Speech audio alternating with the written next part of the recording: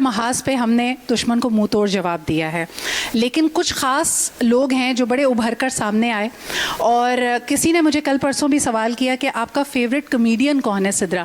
تو میں نے کہا مجھے ارنب گوسوامی بہت پسند ہے، اور اس کے علاوہ میجر گوتم بھی میرے خیال میں قریب آتے ہیں، لیکن دونوں کی مضحکہ خیز باتیں ہمارے دل کو بڑا ہی لبھاتی ہیں۔ تو ان کو جواب دینے کے لیے اور بڑی ہی معصومیت سے جواب دینے کے لیے ہمارے پاس ایک ایسی شخصیت ہیں جو جب ٹیلی ویژن اسکرین پر آتی ہیں تو ہمیں لگتا ہے بس اب تگڑا وار ہونے والا ہے۔ السلام علیکم، وسیم بدامی ہمارے ساتھ موجود ہیں۔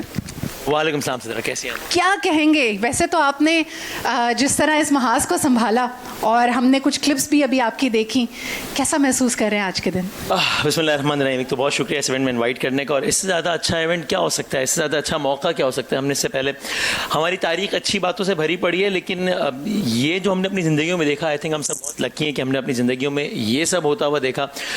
بہت کم وقت میں بہت زیادہ کچھ ایکسپوز ہوا، انورٹڈ کاماز میں دنیا کی سب سے بڑی معیشت، دنیا کی سب سے بڑی جمہوریت، دنیا کا سب سے آزاد میڈیا، یہ سارے کا سارا بیانیہ اور رافیل اور ظرف سب کچھ ایک ساتھ گرا ہے الحمدللہ۔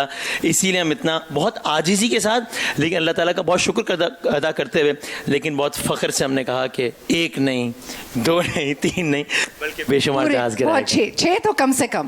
وسیم کیا کہیں گے؟ ایک اور بات، جیسے ہم نے کہا کہ ریالٹی have shifted، آج ہم بات کرتے ہیں کہ we are the net stability provider، جس پہ اگین ایک دفعہ دشمن نے بڑے غرور کے ساتھ کہا کہ we are not brokers، یعنی بڑا عجیب سا لفظ جو لگ نہیں رہا تھا کہ کسی سفارتکار یا کسی سینئر اسٹیٹمنٹ کے منہ سے نکل رہا ہے۔ اس پہ آپ کا رد عمل؟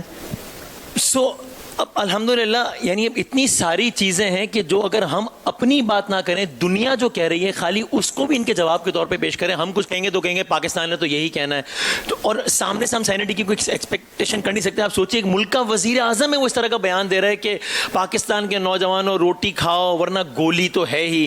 ایک ملک کا وزیر اعظم کہہ رہا ہے رافیل ہوتے تو کیا بات ہوتی، تو رافیل ہوتے تو یہ بات ہوئی ہے۔